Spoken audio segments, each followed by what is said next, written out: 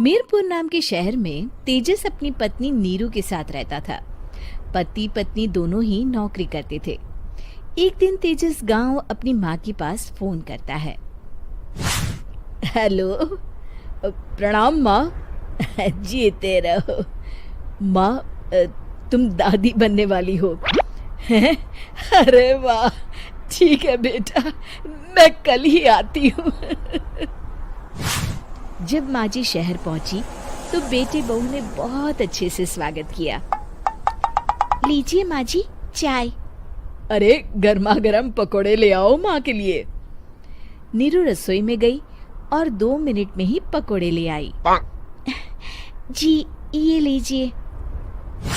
बहू जादू से बनाए हैं क्या? अभी तो रसोई में गई थी। यम्मी।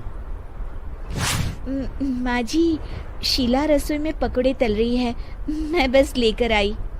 हे भगवान, मेरा धर्म भ्रष्ट कर दिया तूने। अब तो गंगा जल से शुद्धिकरण करना होगा। दूसरे दिन, माँ जी मैंने नाश्ता बना दिया है, ऑफिस जा रही हूँ। पर अभी तो घर का सारा काम पड़ा है। शीला आती ही होगी, झाड़ू पोछा बर्तन कपड़े वो सब कर लेगी। हमारे जमाने में घर का सारा काम हम ही करते थे। जी माँ जी, आप बहुत होशियार हैं, मैं घर ऑफिस दोनों नहीं संभाल पाती। तो जरूरत क्या है घर से बाहर जाकर चाकरी करने की? वैसे भी घर का काम खुद करने से घर में बरकत आती है, समझी? पर माँ जी। पर वर कुछ नहीं, इस महीने की पगार मिले फिर ऑफिस बंद। हाँ।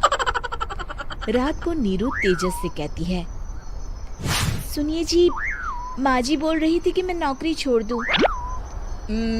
वैसे ठीक ही तो है, अभी तुम्हें आराम की जरूरत है। फिर भी आराम कहाँ, शीला को छुड़ाने के लिए बोल रही थी। तो अब 24 घंटे में इतना काम तो कर ही सकती हो।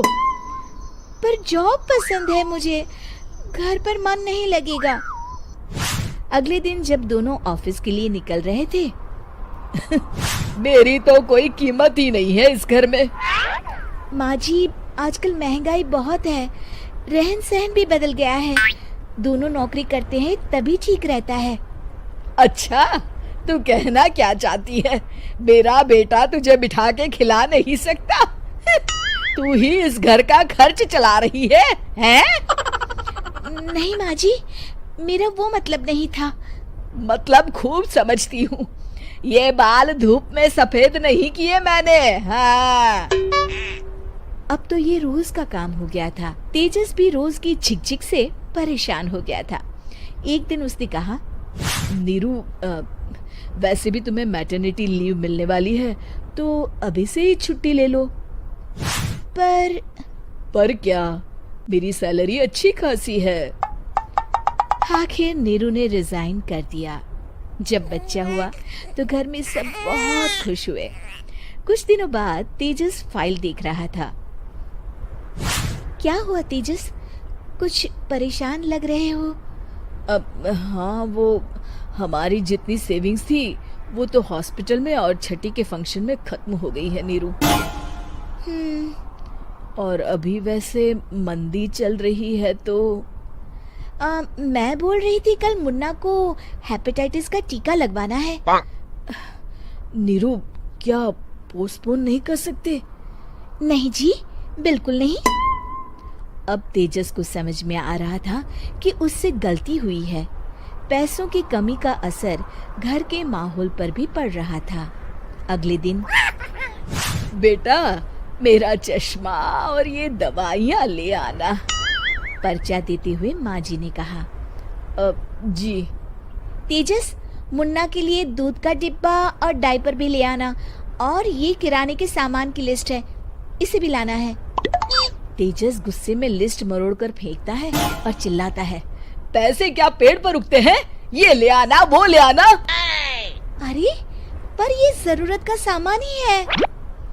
वो गुस्से में बिना कुछ कहे ऑफिस चला गया। अरे लंच तो ले जाइए। नीरू दौड़कर डिब्बा पकड़ाती है। एक दिन खाना खाने के बाद, नीरू, अब तो मुन्ना कुछ बड़ा हो गया, तो अब तुम वापस ज्वाइन कर लो ना जॉब। पर इस रिसेशन में जॉब मिलना बहुत मुश्किल है।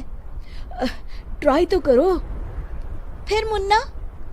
माँ जी है ना, और एक फुल टाइम मेड भी लगा लेंगे। पर माँ जी, उन्हें तो पसंद नहीं। तभी माँ जी वहाँ आ जाती है और प्यार से नीरू के सर पर हाथ फेरते हुए बोलती है, अब मेरी समझ में आ गया बहू, पहले के और अब के समय में अंतर है। तुम काम शुरू करो, मुन्ना की जिम्मेदारी मेरी। मेरी प्यारी माँ जी। ये कहकर नीरू उनके गले लग गई। शिक्षा, परिवर्तन संसार का नियम है, हमें भी समय के साथ चलना चाहिए। उम्मीद है कि आपको हमारी ये कहानी पसंद आई होगी। कृपया हमारे चैनल को सब्सक्राइब करें और सभी अपडेट्स के लिए बेल आइकन जरूर क्लिक करें। और हाँ, वीडियो लाइक और शेयर करना मत भूलिएगा। Bye bye.